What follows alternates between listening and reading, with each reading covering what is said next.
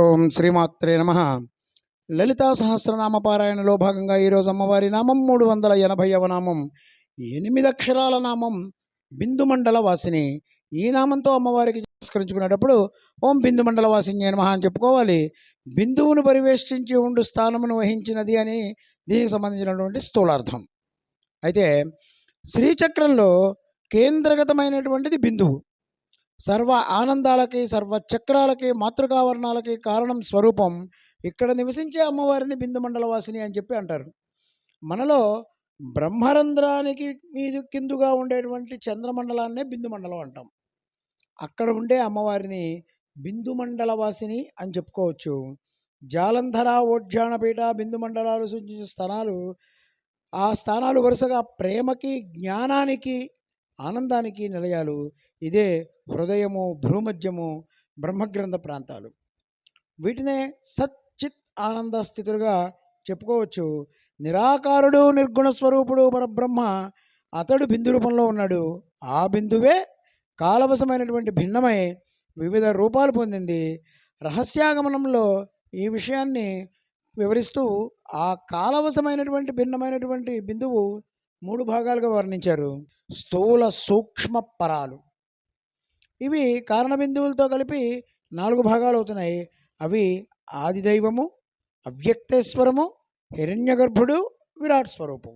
అట్లాగే దీంట్లో కామగిరిపీఠం, పూర్ణగిరిపీఠం, జాలంధరపీఠం, ఓడ్యానపీఠం అని చెప్పుకున్నాము. దానికి శాంతము, వామము, జ్యేష్ఠము, రౌద్రి రూపాలు ఉన్నాయి.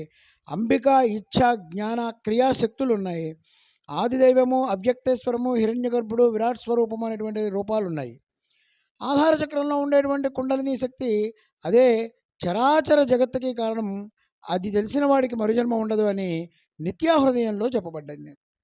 ఇప్పుడు ఆ పరమేశ్వరి కామగిరి, పూర్ణగిరి, జాలంధర, ఓడ్యానపీఠాల నందు నివసిస్తోంది. మానవ దేహంలోని షట్చక్రాల్లోనూ శ్రీచక్రంలోని ఆవరణలో ఈ పీఠాలు నిరూపించబడ్డాయి.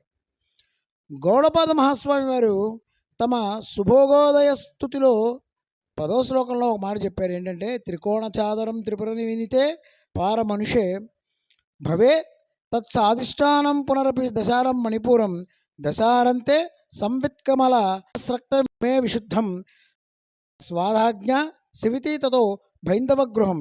షట్చక్రాలకి శ్రీచక్రంతో ఐక్యత చెప్పబడింది.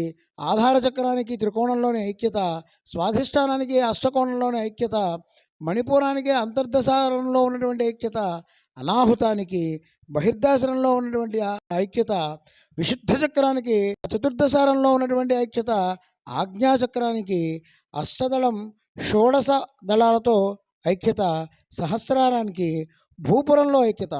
ఇందులో బ్రహ్మరంధ్రమే బ్రహ్మ బిందువు కాబట్టి కామగిరి పీఠం ఆధార చక్రం, త్రికోణపీఠం పూర్ణగిరి చక్రం, అనాహుతం బహిర్గసారం చక్రం, జాలంధరపీఠం ఆజ్ఞాచక్రం, అష్టాదళ షోడశ దళాలు ఓడ్యానపీఠం, బ్రహ్మగ్రంథం బిందుమండలం. ఇలా ఈ విషయాన్ని యోగిని హృదయంలోని చక్ర సంకేతంలో 41వ శ్లోకంలో వివరించారు. భవనాద్విశ్య రూపస్య స్వరూపీ బాహ్యతో పిచా ఏతశ్చ తంత్రశక్త సుఖ. అలా చెప్పిన దానికి విశాల విశ్వానికి, మానవ దేహానికి సమాన రూపత్వం ఉంది. బ్రహ్మాండమే విశాల విశ్వము, పిండాండమే మానవ శరీరము. ఈ 2 సమిష్టి వ్యష్టి శరీరాలు బ్రహ్మాండంలో ఉన్నటువంటి అవయవాలే పిండాండంలో కూడా ఉన్నాయి.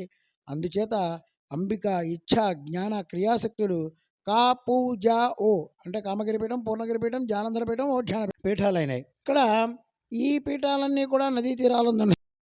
పిండాండం అంటే మానవ శరీరంలో కందం సుషుమ్నా మూలాధారం, పదహృదయం అనాహుతము, రూపం బిందువు ఆజ్ఞాచక్రం, రూపాతీతం కళలకు అతీతమైనటువంటి బ్రహ్మరంధ్రం. ఈ పీఠాలలోనే అంబికా మొదలైన శక్తులు ఉన్నాయి.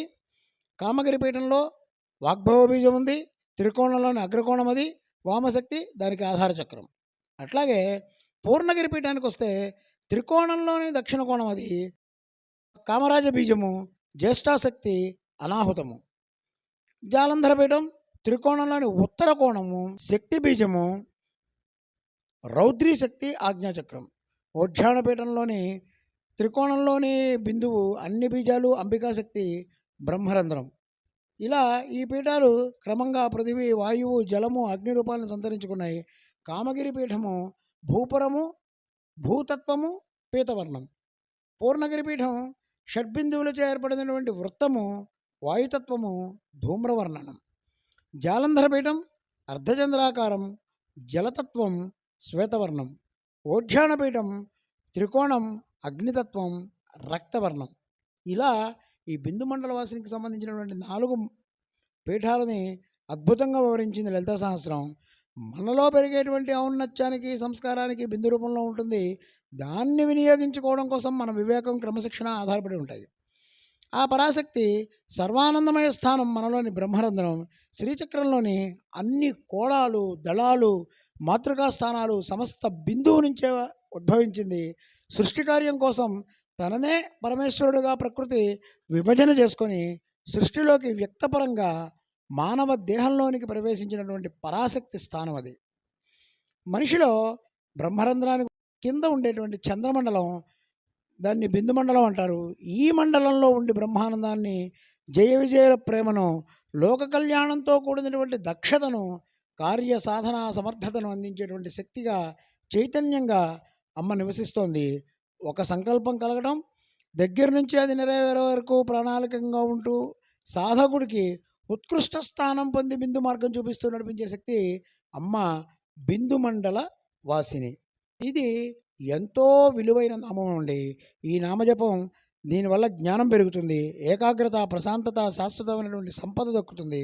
చక్కటి సంతానాన్ని పొందడానికి, ఒక కార్యాన్ని సమర్థవంతంగా నిర్వహించడానికి ఈ నామమంత్రాన్ని ధ్యానం చేయాలి. గుర్తింపు కోసం, పదోన్నతి కోసం, ఉపాసకులకు త్వరగా ఏకాగ్రత కలగడం కోసం ఈ నామమంత్రాన్ని ధ్యానం చేయాలి.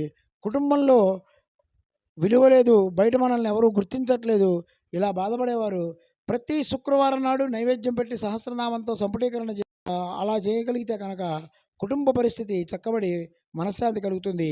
ఓం ఐం హ్రీం శ్రీం బిందు మండల వాసిన్యాయ నమః. ఓం శ్రీమాత్రే నమః. ఓం శ్రీ మహారాజ్ఞే నమః. శ్రీమత్సింహాసనేశ్వర్యే నమః.